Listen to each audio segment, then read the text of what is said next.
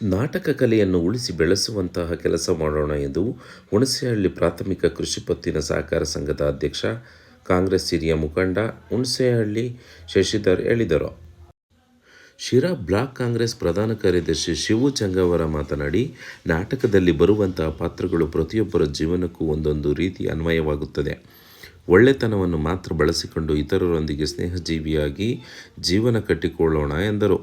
ಇದೇ ಸಂದರ್ಭದಲ್ಲಿ ಗೌಡಗೆರೆ ಗ್ರಾಮ ಪಂಚಾಯಿತಿ ಅಧ್ಯಕ್ಷೆ ಮಂಜುಳಾ ಎನ್ ಗೌಡಪ್ಪ, ಮಾಜಿ ಅಧ್ಯಕ್ಷ ಶಾಂತಕುಮಾರ್, ಸದಸ್ಯ ವಿವೇಕಾನಂದ, ಎಪಿಎಂಸಿ ಮಾಜಿ ಸದಸ್ಯ ಸೋಮಣ್ಣ, ಭೂಪುತ್ತಪ್ಪನಗುಡಿ, ಈರಣ್ಣ ಸೇರಿದಂತೆ ಸಾವಿರಾರು ಕಲಾವಿದರು ಉಪಸ್ಥಿತರಿದ್ದರು.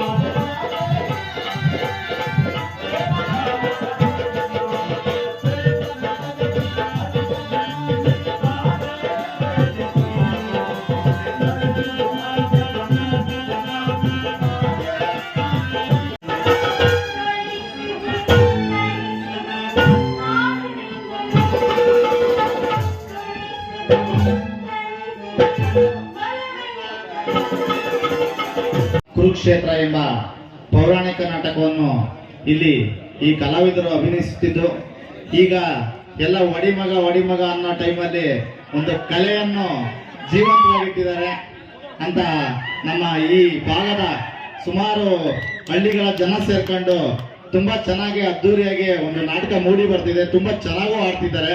ನಾನು ಒಂದ್ಸಲಿ ಮೊನ್ನೆ ಬಂದು ಪ್ರಾಕ್ಟೀಸ್ ನೋಡ್ಕೊಂಡು ಹೋಗಿದ್ರೆ ತುಂಬಾ ಕಲಾವಿದರು ತುಂಬಾ ಚೆನ್ನಾಗಿ ಆಡ್ತಾರೆ. ನೀವು ಈ ಕಲೆಯನ್ನು ಉಳಿಸಿ ಬೆಳೆಸಿ ಪ್ರೋತ್ಸಾಹಿಸಬೇಕಲ್ಲಿ ತಮ್ಮಲ್ಲಿ ವಿನಂತಿಸಿಕೊಳ್ಳುತ್ತೇನೆ. ನಮಸ್ಕಾರ.